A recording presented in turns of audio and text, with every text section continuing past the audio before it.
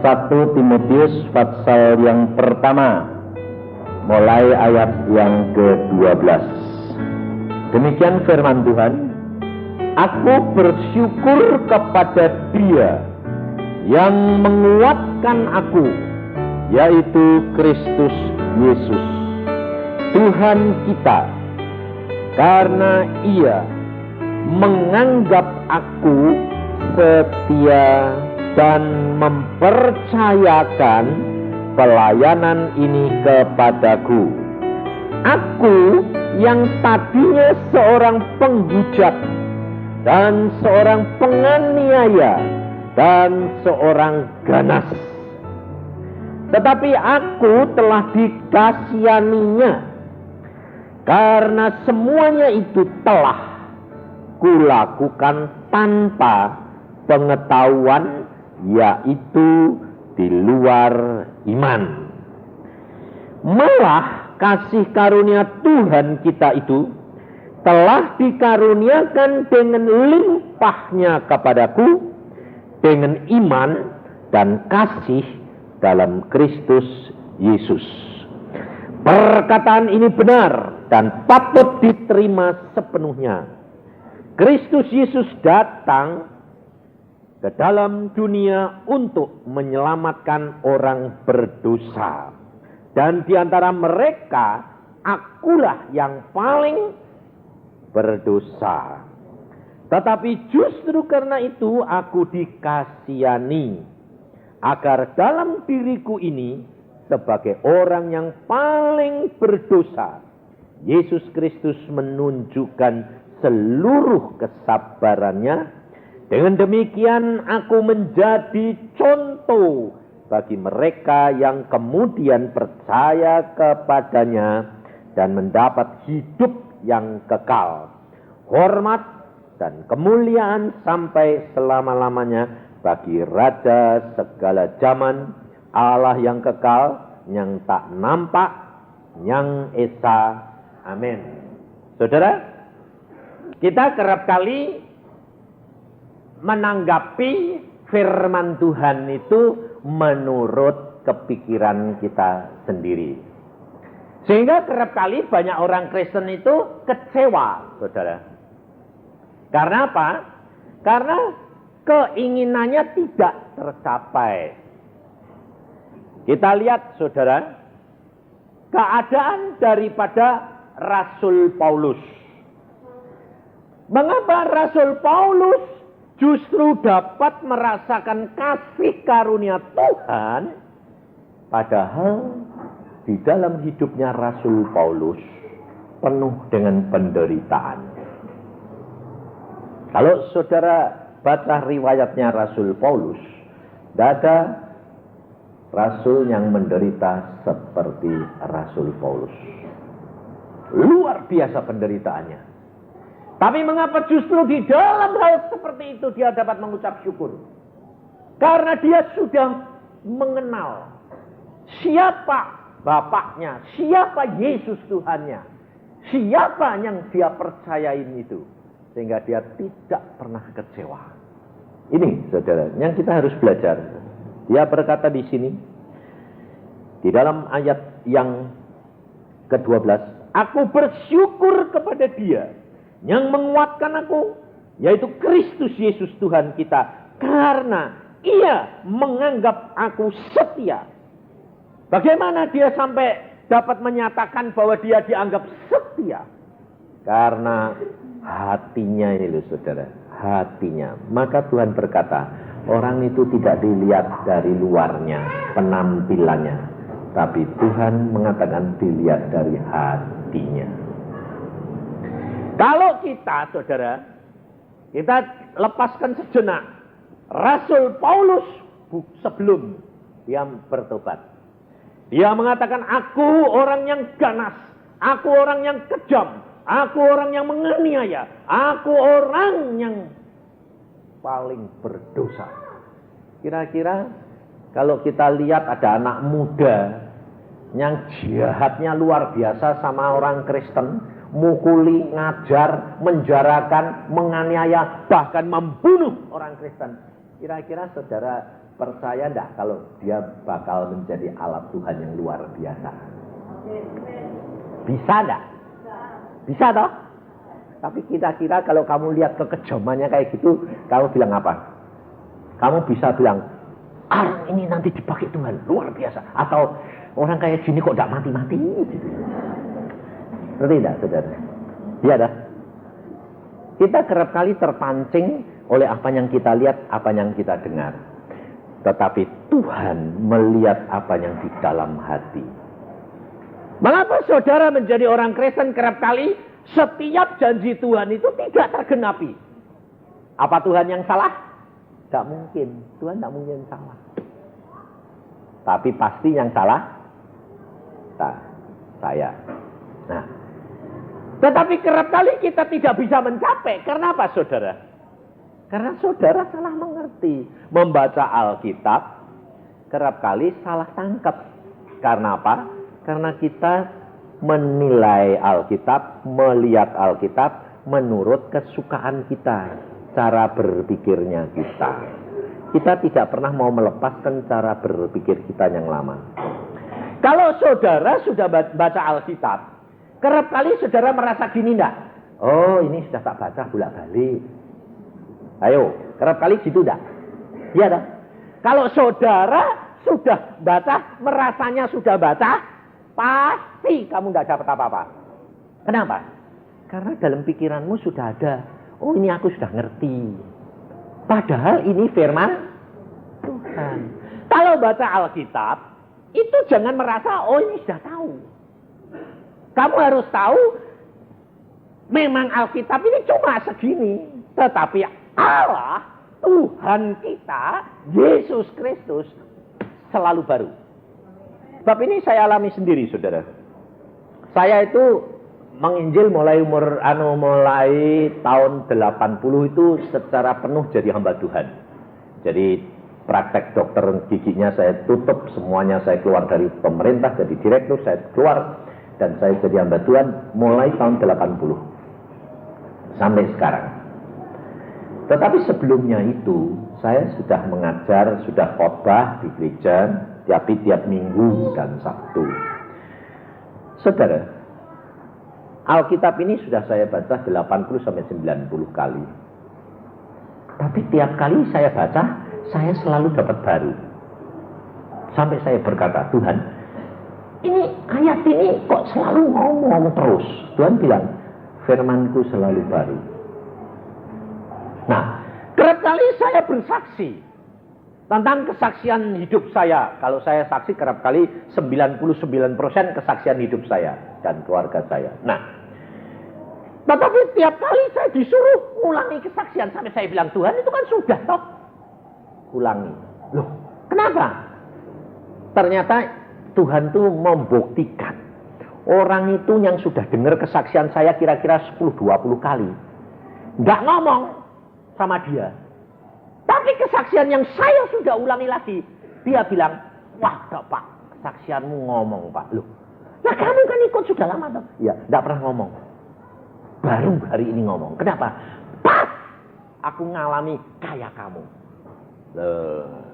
Jadi ternyata kalau kita itu enggak ngalami sendiri, kerap kali dengar ya dengar, tapi lewat tok toh. Benar enggak? Maka dari itu saudara, selalu saya ajarkan, alami. Kalau engkau tidak ngalami sendiri, maka pada satu saat engkau menghadapi tantangan, engkau akan gugur. Tapi kalau engkau sudah ngalami, apapun boleh terjadi, engkau tidak akan gugur. Rasul Paulus, pada waktu dia dipanggil oleh Tuhan, pertama kali, apa yang disabdakan oleh Tuhan Yesus kepada Ananias yang diperintahkan oleh Tuhan untuk mengunjungi Rasul Paulus.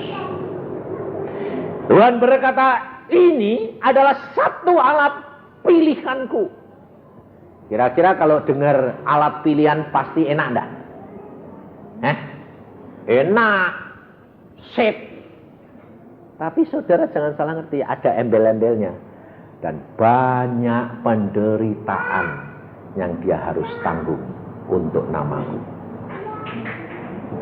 Ini saudara, kita kerap kali menerima firman Tuhan yang enak-enak.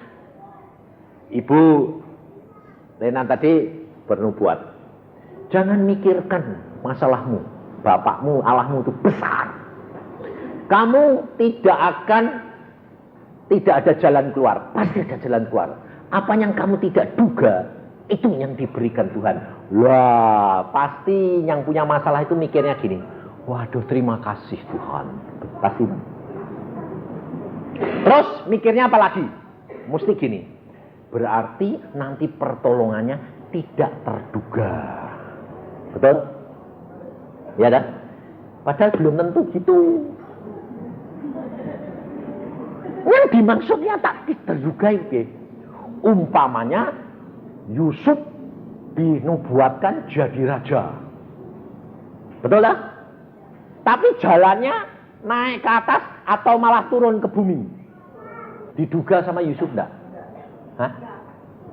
Nah, jadi kalau kamu nanti pikirmu masalahku nanti akan tertolong, tambah lama tambah ringan, tambah ringan. Caranya Tuhan menolong bagaimana? Tidak terduga, ternyata tambah lama tambah amblek. Sampai habis ludes, tidak ada jalan keluar, malah mau gepeng. Dari dalam tanah penjara ada terowongan ke istanane raja. Loh, caranya Tuhan kok gitu? Lah ya tidak terduga. Betul? Pasti kamu tadi nerimamu salah. Maka banyak orang tidak sampai ke tempat tujuan. Kenapa? Ya gitu itu.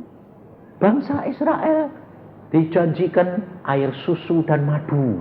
Terus dipikirnya, buat cepat sampai, terus dapat minum susu dan minum madu.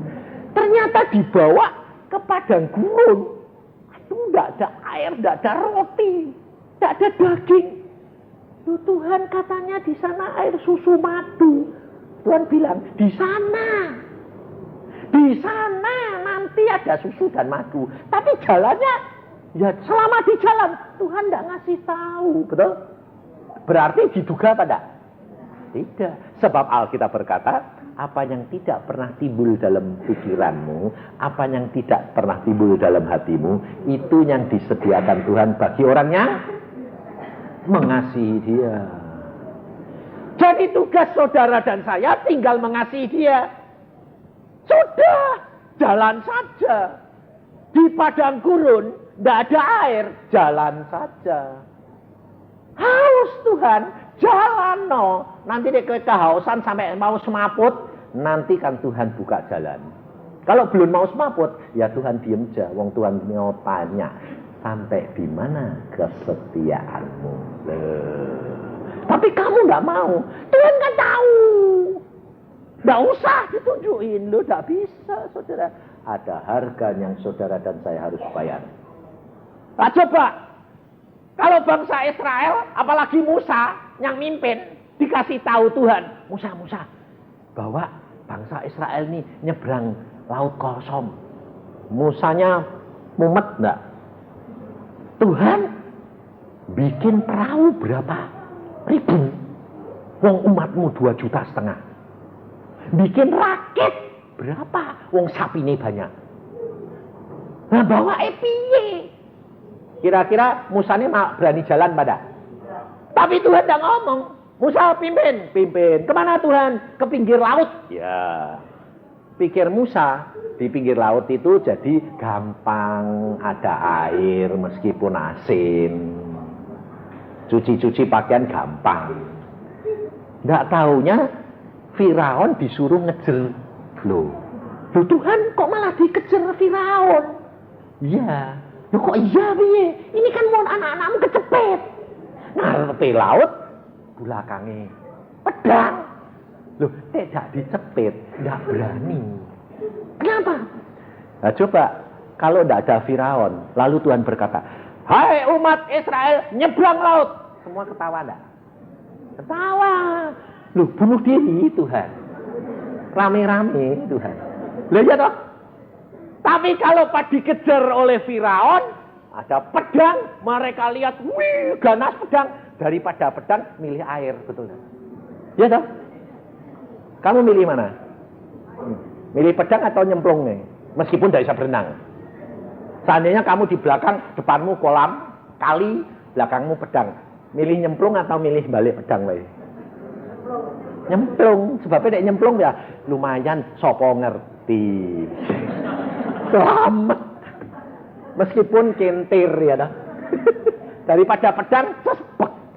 Nah, karena Tuhan itu tahu kalau saudara itu tidak dipaksa, tidak akan berani. Dipaksa, sudah gemeteran, lalu Tuhan berkata kepada Musa, belah air sungai Yordan. Musa tidak pikir panjang, pakai tongkatnya, belah. Waktu belah, saudara perhatikan, dinding air itu kan puluhan meter tingginya. Lalu di tengahnya kering. Lalu Musa berkata, nyebrang. Saya yakin rebutan cepet-cepet. Nggak mikir lagi kalau airnya nanti numprok dia. Cepet deh, lari secepat-cepatnya. Saudara, kita kerap kali harus dihadapkan dengan satu kenyataan yang tidak ada jalan keluar. Dan itu maunya Tuhan. Sebabnya apa? Sebab kita belum mengenal dia secara pribadi. Tapi kalau saudara sudah mengenal pribadi, enak, persis kayak Rasul Paulus senang. Pada waktu Rasul Paulus dipilih Tuhan, dia berkata, aku mendapatkan kasih karunia-Nya. Di dalam penderitaan, dia bisa melihat kemuliaan Allah dan kasih-Nya Allah. Saya ngalami, saudara. Saya pada satu saat melayani seseorang. Orang ini kolokan, manja. Saya layani. Akhirnya satu saat, saya jengkel. Karena terlalu kolokan ini. Akhirnya saya bilang, Tuhan, ini orang kalau enggak dikerasi, enggak bisa beres-beres ini. Akhirnya Tuhan dia setuju saya. Dia bilang, tegur, kasih tahu.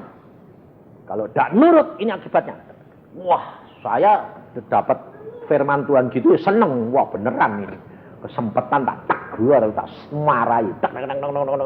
Wah, nangis. Setelah nangis, sembayang, Tuhan ngomong sendiri sama dia. Ngomongnya bagaimana? Anak, aku tahu kelemahanmu. Aku tahu penderitaanmu. Jangan takut. Aku pasti tolong kamu. Kalau kamu mau menurut kepadaku. Tambah nangis. Habis amin. Dia langsung ngomong sama saya gini. Kamu ngomong kasar. Tuhanku itu loh lembut. Dia ngerti aku, tak kayak kamu. Kira-kira saya sebagai hamba Tuhan menghadapi gitu, saya protes sama Tuhan enggak? Protes model saya. Saya langsung gini. Ya Tuhan, engkau itu kan aneh. Aku mau suruh negor. Tak tegur. Habis itu mau datangi dengan lembut.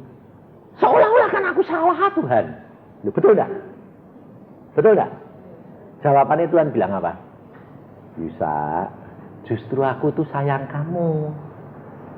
Loh, kayak sayang aku. Lah kok kowe gak bela aku? Kok malah mbok blosokke? Mbok salahke. Betul enggak? Seolah-olah tuh. Kamu perhatiin. Di mana letak kesayanganku padamu? Gini, kalau aku benerno kamu, anak orang itu tak marahi. Orang itu nanti cinta kamu atau cinta aku? Cinta Yusa, betul? Tapi kalau engkau yang marahi, aku datang lembut, dia cinta kamu atau cinta aku? Nah, cinta Yesus. Nah, kalau dia cinta aku seneng enggak? Ya. Nah, kamu untung enggak? Untungku di mana? Alkitab berkata, kalau kamu dihina karena aku, upahmu besar. Oh. Satu, kamu dapat upah besar. Kedua, kalau engkau tidak disayang dia menyayang aku. Aku tidak cemburu dan engkau tidak aku buang. Kalau dia sayang kamu, aku cemburu, aku tidak senang. Berarti aku sayang kamu, aku melindungi kamu supaya kamu jangan jatuh. Betul tak? Saya dengar gitu, ya Tuhan, benar ya. Wah, engkau tuh sayang luar biasa sama aku. Maka dari itu kalau saya dipakai Tuhan, mau orang itu maki-maki, saya mesem. Karena justru itu perlindungan Tuhan terhadap diri saya. Saudara, kalau engkau mengerti jalan pikirannya Tuhan, bahwa setiap tindakannya dia baik, maka engkau dan saya akan menjadi hambanya yang setia. Itu yang Tuhan mau. Maka Rasul Paulus membuktikan di dalam keadaan yang terjepit sekalipun dia tahu. Salah satu kita lihat, kita buktikan. Saudara, firman Tuhan yang dikatakan kepada Rasul Paulus oleh Tuhan Roh Kudus sama dengan yang dikatakan Roh Kudus kepada Nabi Agabus maupun Nabi maupun murid-murid Tuhan yang lain.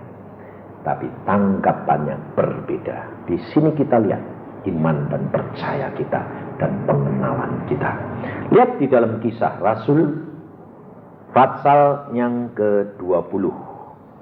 Kita belajar hari ini bagaimana kita harus menjadi orang Kristen yang mengenal Dia secara pribadi supaya rencana Tuhan tergenapkan di dalam hidup kita.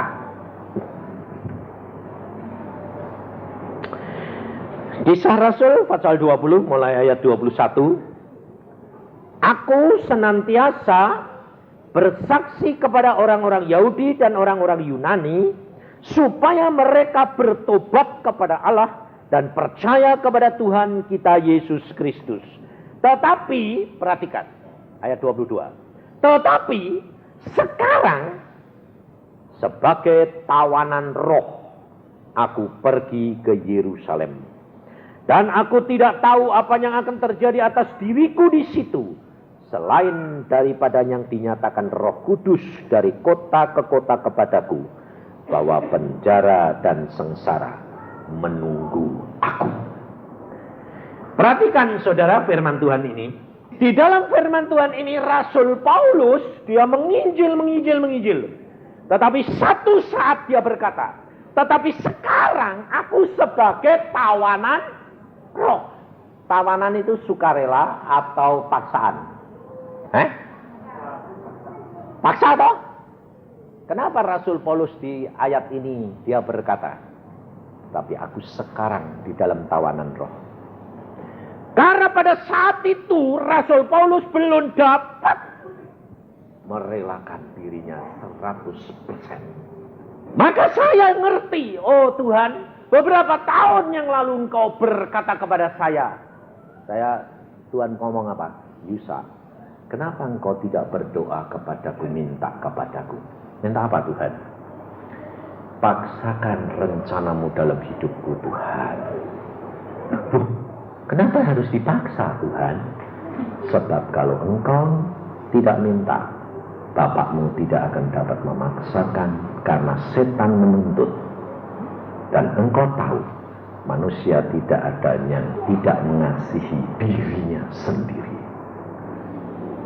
Baru saya tahu. Sejak itu saya selalu berdoa, Tuhan paksakan rencanamu dalam hidupku. Supaya tergenapkan. Karena aku tahu daging ini selalu menolak. Karena rencana Tuhan belum tentu enak dalam hidup kita. Tetapi saudara dan saya harus tahu pasti indah, betul? Maka Rasul Paulus berkata, sekarang aku sebagai tawanan roh, aku pergi ke Yerusalem. Dan Roh Al Kudus menyatakan, penjara dan sengsara menantikan aku. Kira-kira kalau saudara dapat firman Tuhan gitu, kamu pergi ke Yerusalem enggak? Ayo gue. Kalau kamu dikasih tahu, ini umpamanya, kalau engkau nanti ini pulang, kamu bakal mengalami celaka di jalan. Lebih enak tidur di sini atau pulang? Hah? Hah? Milih tidur di sini lah, daripada di rumah sakit, betul? Saudara, lihat, perhatikan. Firman Tuhan sama. Perhatikan pasal 21 ayat yang keempat. Maka kita harus belajar, saudara, bagaimana kita menanggapi firman Tuhan. Ayat 4, pasal 21, Kisah Rasul. Di situ kami mengunjungi murid-murid dan tinggal di situ 7 hari lamanya. Oleh bisikan roh, murid-murid itu menasihati Paulus supaya ia jangan pergi ke Yerusalem. Ayat 10. Setelah beberapa hari kami tinggal di situ, datanglah dari Yudea seorang nabi bernama Agabus. Ia datang pada kami lalu mengambil ikat pinggang Paulus sambil mengikat kaki dan tangannya sendiri. Ia berkata, demikianlah kata Roh Kudus, beginilah orang yang mempunyai ikat pinggang ini akan diikat oleh orang-orang Yahudi di Yerusalem dan diserahkan ke dalam tangan bangsa-bangsa lain. Mendengar itu, kami bersama-sama dengan murid-murid di tempat itu meminta supaya Paulus jangan pergi ke Yerusalem. Nah, firman Tuhannya yang didengar Paulus, firman Tuhan yang dikatakan oleh Nabi Agabus, firman Tuhan yang dikatakan Roh Kudus kepada murid-muridnya, sama enggak? Bahwa di Yerusalem menantikan penjara dan aniaya. Pasal 20 ayat 24. Tetapi aku tidak menghiraukan nyawaku sekali sedikit pun, asal saja aku dapat mencapai garis akhir dan menyelesaikan pelayanan yang ditugaskan Tuhan Yesus kepadaku untuk memberi kesaksian tentang Injil kasih karunia Allah. Saudara, tanggapan Paulus mendapat firman Tuhan seperti itu, dia tidak gentar. Mengapa? Karena dia tahu apa yang firman Tuhan katakan pasti itu baik. Biarpun itu tidak enak. Ini loh saudara. Maka Tuhan berkata kepada saya dulu, jangan mengasihi diri sendiri. Jangan menerima firman Tuhan dengan kacamata mengasihi diri sendiri. Karena engkau akan terkecoh.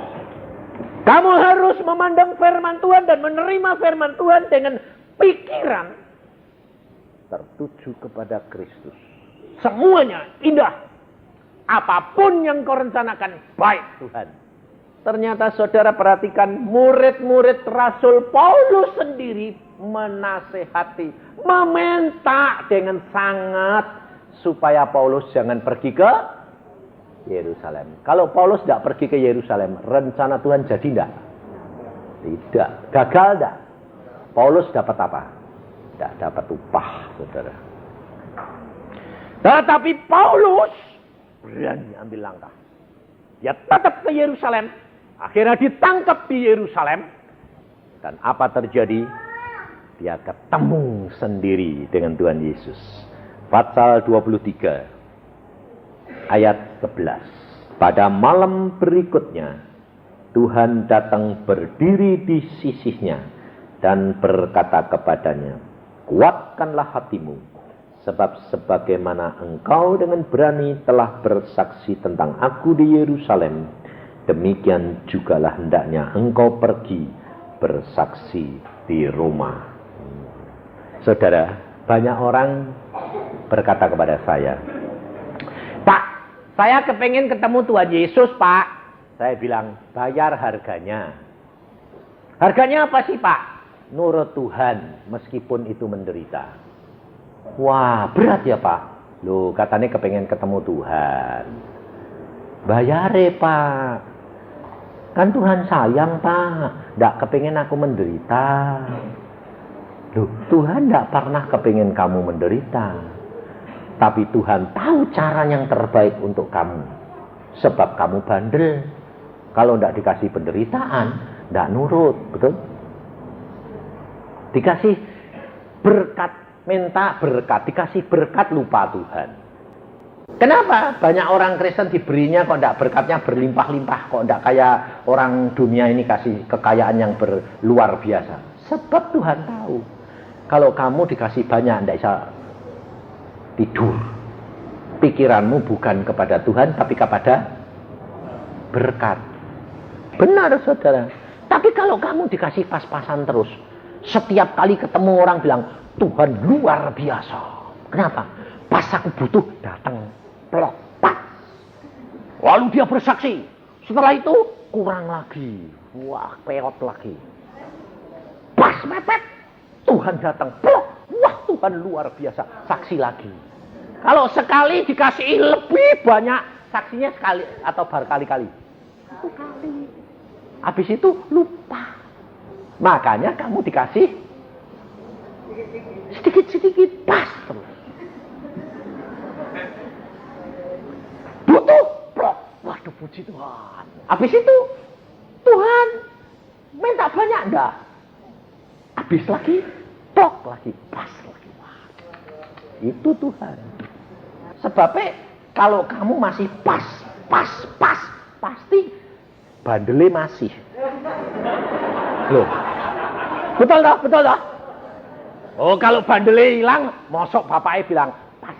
Dikasih minta 100, bapaknya tahu, oh anak ini bisa dipercaya. Oh, 100 tak kasih 1000, ndak bakal dihabiske. Karena dia butuh 100, 900 disimpan. Pasti ndak dikasih cuma 100, betul? Tapi dia anaknya bandel, minta 100, ndak usah kasih lebih, pas. Karena apa? Kalau dikasih banyak, lupa.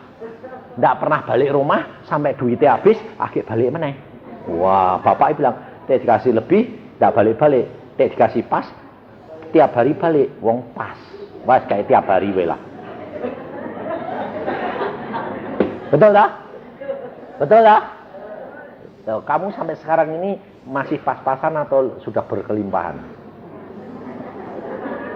Masih pas-pasan. Wah, masih bandel kabeh ini.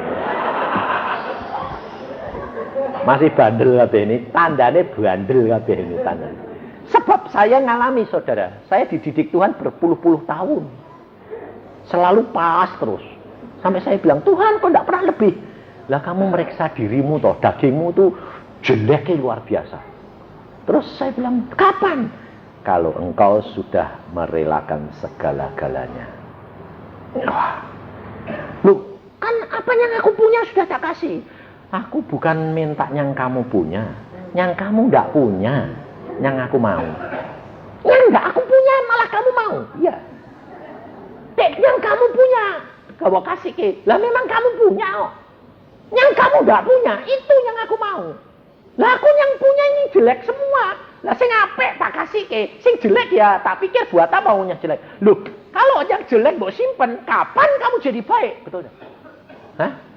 Ibu-ibu kerap kali bilang apa? Kalau diminta, Bu, berdoa depan, tak bisa Bapak.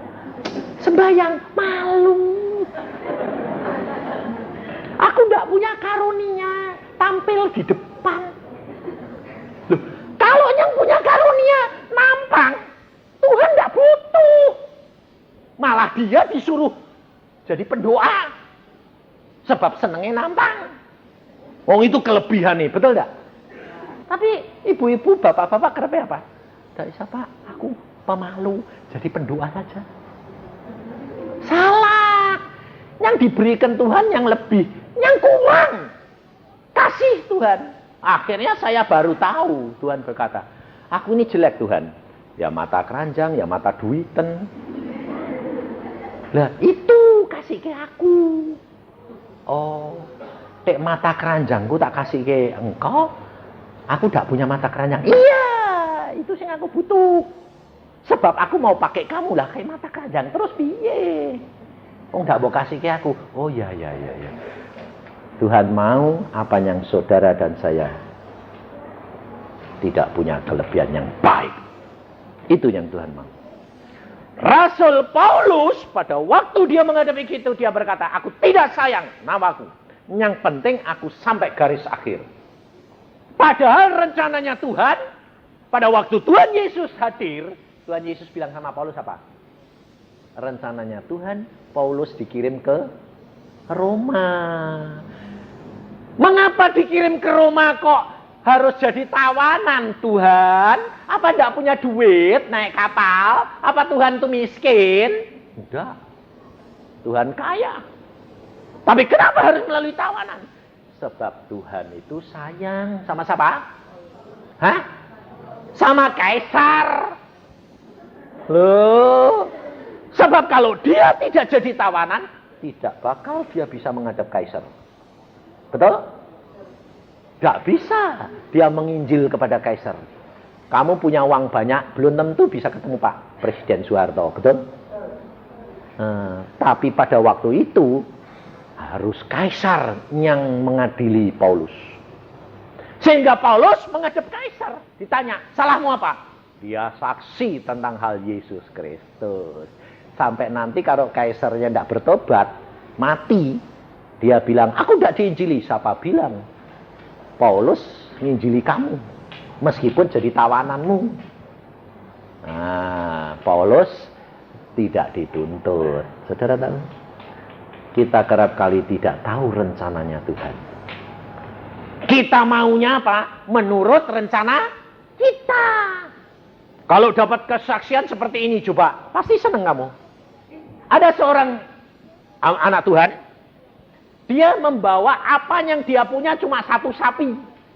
Dan dia harus bawa ini pergi ke tempat kota lain untuk dipersembahkan.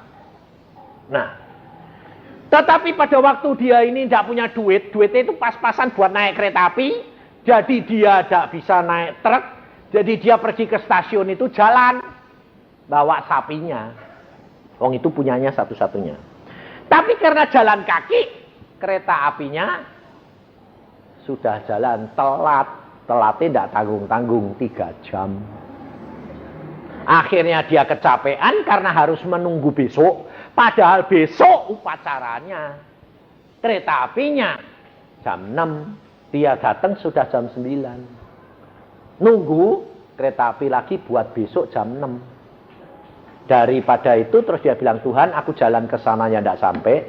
Buat besok ya upacaranya sudah mulai. Wes Tuhan, aku tak, karena capek pulang lagi ya capek, aku tak tidur ja. Wong aku memang tidak punya duit, tidak mau apa. Tidur dia ambek sapine. Tidak stasiun. Saking kecapean tidur enak. Bangun pagi, dia mau pulang.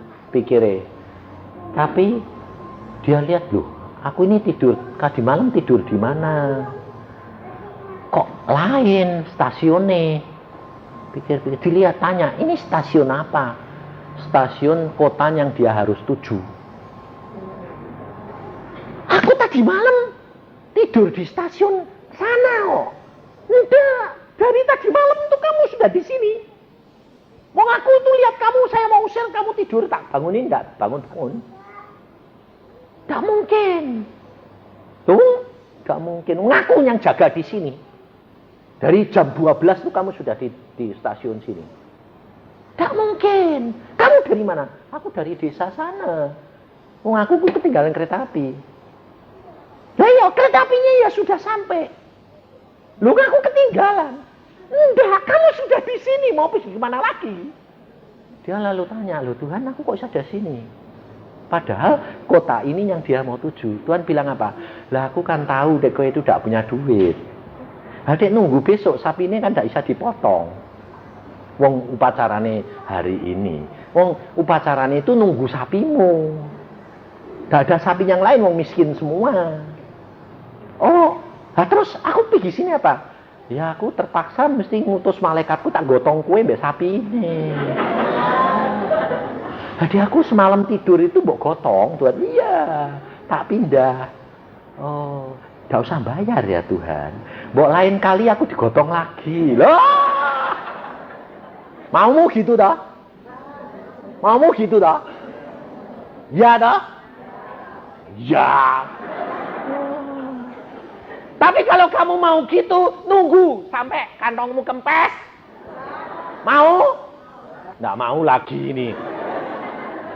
Sudah usah nunggu-nunggu lah Pak, salah kantongnya nggak kempes. Ini loh saudara. Karena kita itu kerap kali nggak ngerti maksudnya Tuhan. Kita harus belajar saudara. Mengerti pikiran dan rencananya Dia. Supaya apa? Rencana firman Tuhan tergenapan dalam hidupmu dan hidupku. Saya khotbah di tempat ini terakhir. Sebab saya tidak akan pergi-pergi lagi menginjil seperti sekarang. Karena apa? Hari Minggu, 2 minggu yang lalu, Tuhan bicara sama saya dalam doa puasa. Yusa, engkau sudah menyelesaikan tugasmu dengan baik. Sekarang selesaikan janjimu dan setelah itu berhenti penginjilan. Hah? Berhenti Tuhan? Ya. Apa tugasku sekarang? Menjadi pendoa syafaat di rumah saja. Bayangin. Istriku sampai tanya. Istriku turut hari ini. Turut, biasanya tidak pernah turut. Saya bilang, kok turun apa? Lah kamu terakhir kok. Aku tak ikut Oke, ikut boleh. Dia tanya, loh berhenti? Berhenti. Terus? Tidak bikin injil? Tidak. Ngapain? Sembayang. Tak pikir tanya gitu. Tak pikir. Oh, ya sudah. Ternyata dia itu mikir terus pikirannya. Mikir. Tercetus. Terus nanti biaya hidupnya piye? Loh. Langsung aku bilang gini, kurang percaya.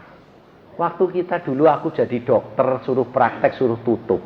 Kamu kekurangan enggak? Enggak. Lah iya. Apalagi sekarang enak. Suruh diem, piara Tuhan, pensiun. Loh, iya toh? Kalau pensiun manusia sedikit, pensiunnya Tuhan itu penuh. Karena apa? Tuhan itu luar biasa. Wah, hebat sungguhan. Padahal kita ini sudah tiap hari melihat mujizat, saudara. Tapi kadang-kadang pikiran ini memang punya bayangan menakutkan. Maka kita harus tolak. Dan kita berdasarkan firman Tuhan, kita punya iman. Jangan takut. Saya bilang, tetap terjamin hidup kita. Kenapa? Dia sudah membuktikan. Pada waktu saya mau mantu, Tuhan bilang, kawinkan 2 anakmu sekaligus. Amin. Sekaligus Tuhan. Masih sekolah? Tidak apa-apa. Kawin. Waduh. Saya mau kawin. Anak-anak saya tak. Kawin. Hah? Kawin. Masih sekolah kok. Tapi Tuhan suruh kawin. Wes, sembahyang dulu. Kamu tanya Tuhan dewek. Tanya Tuhan, Tuhan jawab deh. Ya nak, kawin. Mulai mikir nih saudara. Kawin. Ngawin ini sekali 2 terakhir. Waduh, saya tanya istri saya. Waduh ini undangannya piro, nanti bingung. Ternyata nyetak undangan 1.250. Kurang. Tambah. Yang datang 4.000. Aku sampai teler. Wah, saya ngasih selamat tuh sampai, waduh antri nih. Sampai saya bilang, mulai. Mau pencet ini. Kowe mencet aku sekali, aku sih dipenceti terus gini. Iki yang bodol ya aku bilang itu. Sampai teler aku bilang itu. Bayangin saudara. Wah, aku lihat antri nih. Aduh, kok ada barbar. Aku sudah pewot guys.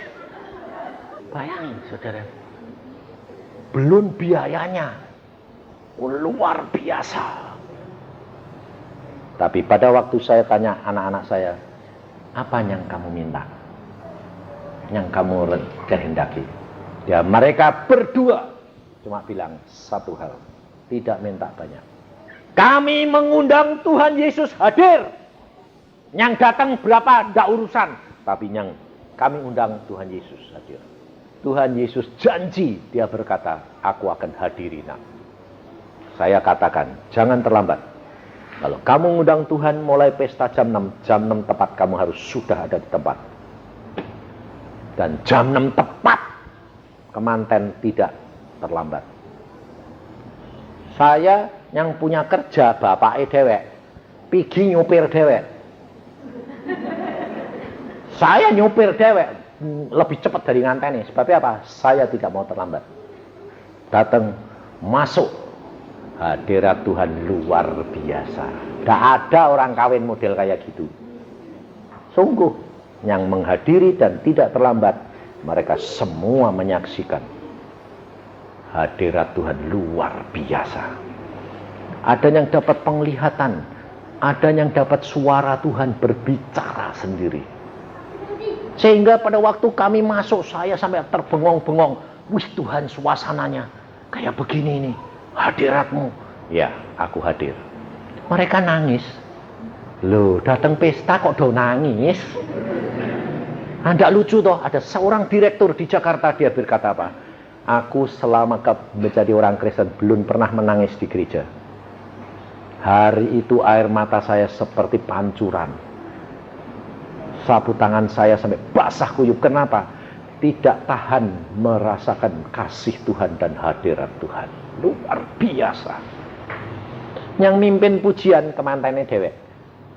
Anak saya yang laki, yang kecil. Yang mimpin pujian KKE, yang kawin juga. Mana ada kemanten kok jadi MC dewek? Ada, Yesus. Ngundang Yesus. Saudara tahu, hadirat dia. Ada yang dapat penglihatan. Tuhan Yesus hadir pakai jubah putih berkilauan, penuh dengan permata. Dan hamba Tuhan itu tanya, Tuhan, engkau kok pakai pakaian kayak begitu? Aku menghadiri pesta hamba-hambaku. Bayangin saudara. Dan mereka banyak yang mendapat dengar bagaimana? Kalau engkau menyenangkan hatiku, engkau akan menikmati apa yang Yusak nikmati, hambaku itu. Saudara, mereka menangis semua. Saya sendiri tidak tahan. Menangis. Istriku menangis. Istriku menangis, saya tidak tanggung-tanggung. Sampai idepe copot.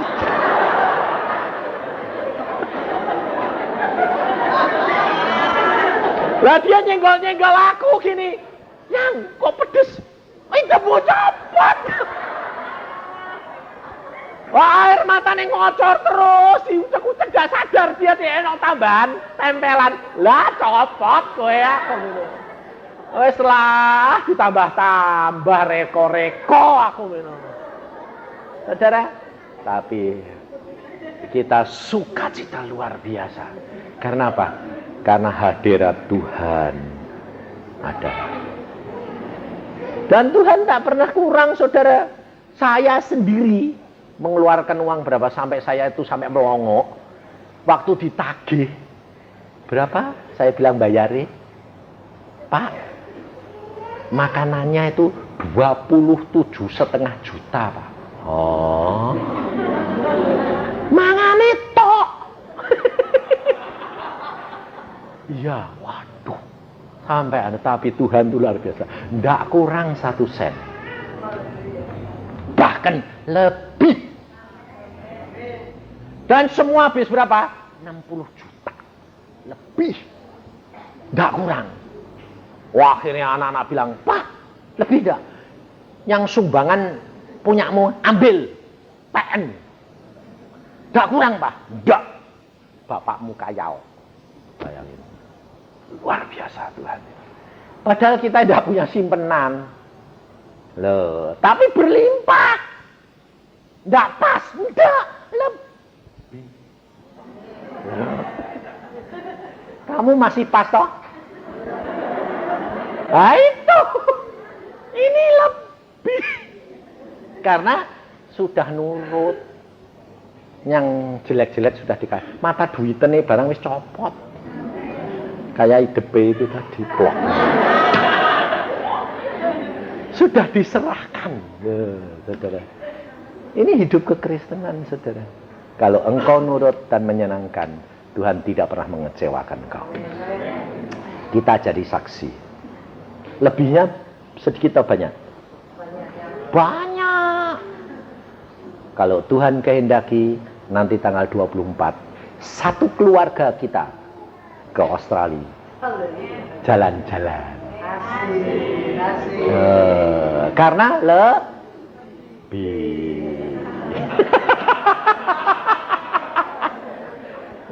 Sekali pergi, semua pergi, satu keluarga.